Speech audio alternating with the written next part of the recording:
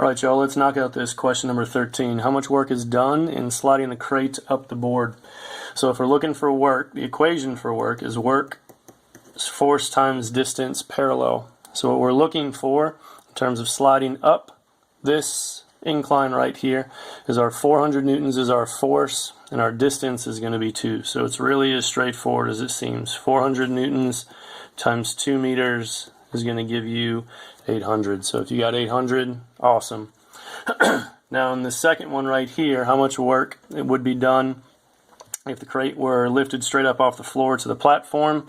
Then obviously what we're considering now is this distance 1 and not this distance 2, because you can assume that this crate is only going to travel 1 foot as opposed to 2 feet. So the work is going to look exactly the same from a calculation standpoint. Work is going to be equal to force times distance parallel. But the difference is, in this case, we can't use the 400 right here. Instead, we have to talk about the vertical force, because that's what's going to be parallel to this vertical distance. And so what we're looking at is the weight. So this 60 kilograms converted into a force.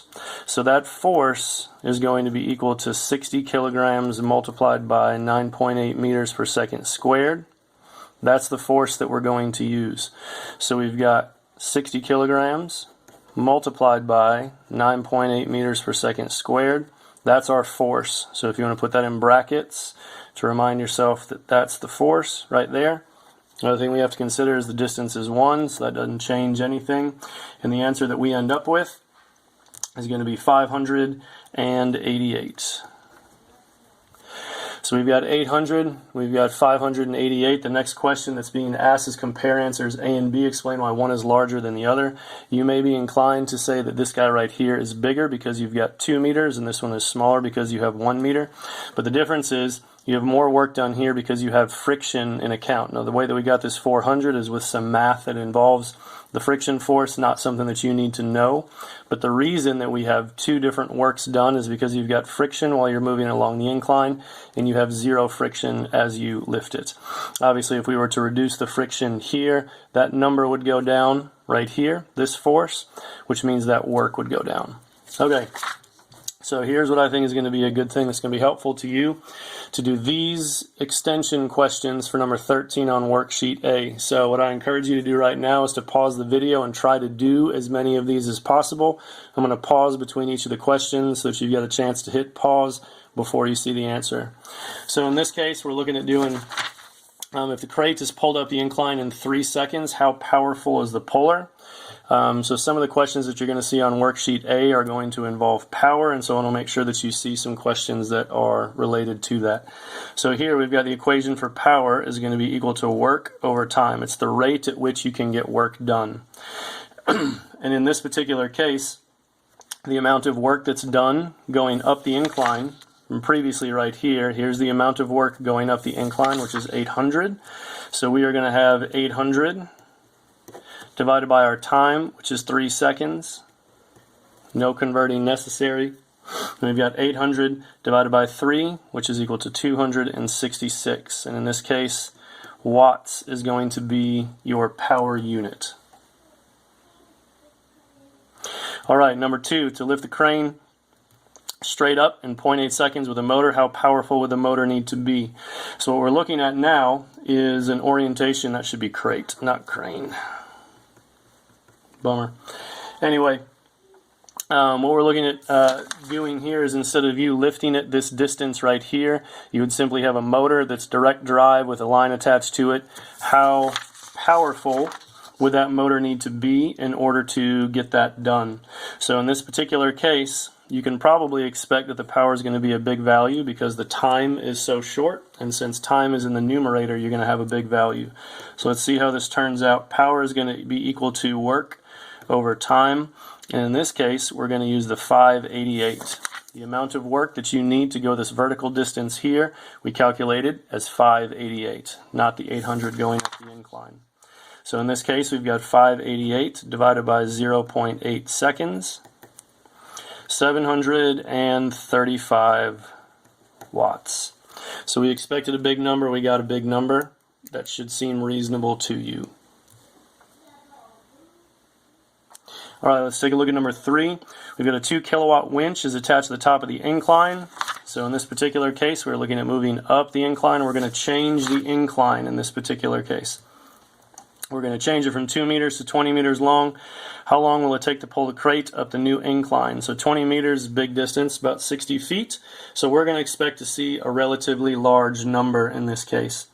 So again, if we want to know how long it's going to take, where we see how long, which is time, is going to be nestled within this power equation. So if we do power is equal to work divided by time, and we rearrange this, we can multiply both sides by time, and then divide both sides by power. And what we're left with if we do that is time is equal to work over power.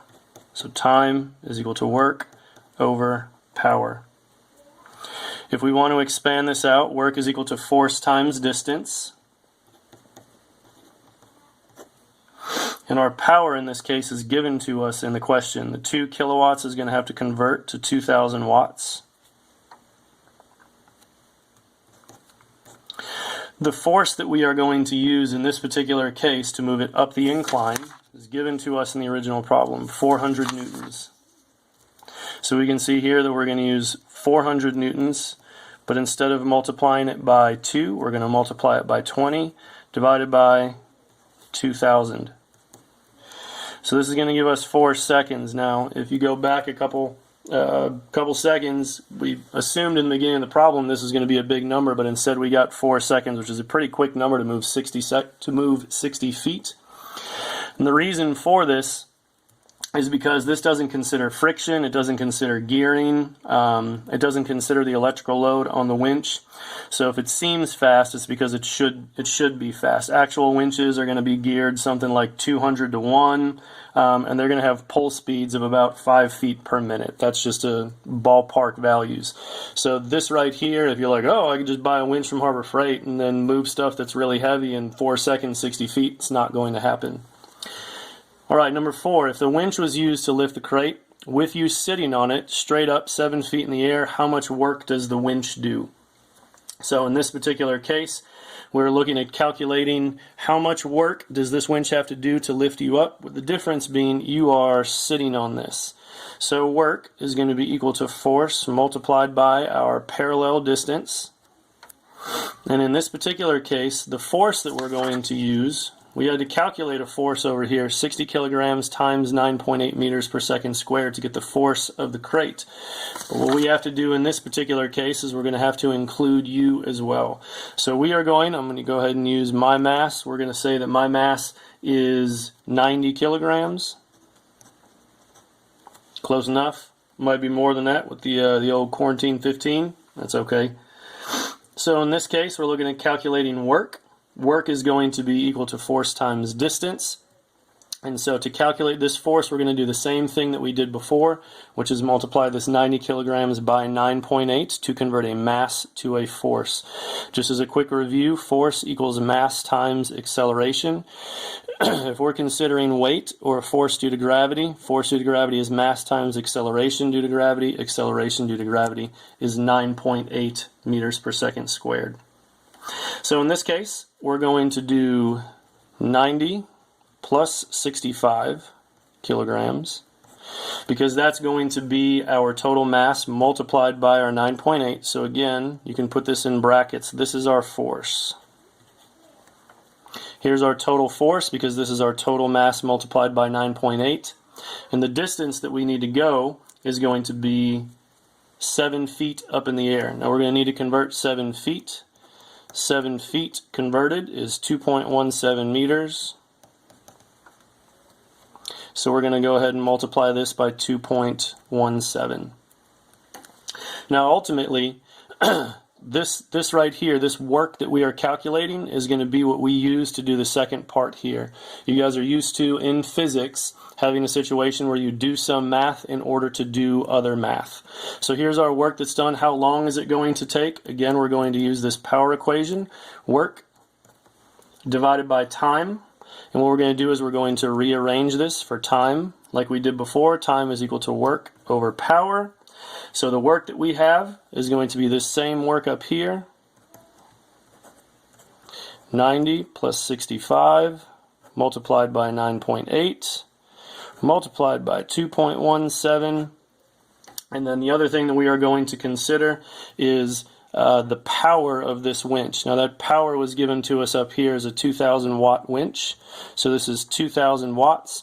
If you go ahead and you shove this into your calculator, you are going to get 1.65 seconds. You say that sounds super fast. It's because it is, for the same reason that this 4 seconds is way too fast up here. All right, if you guys got questions, call me, email me. Hopefully this is helpful.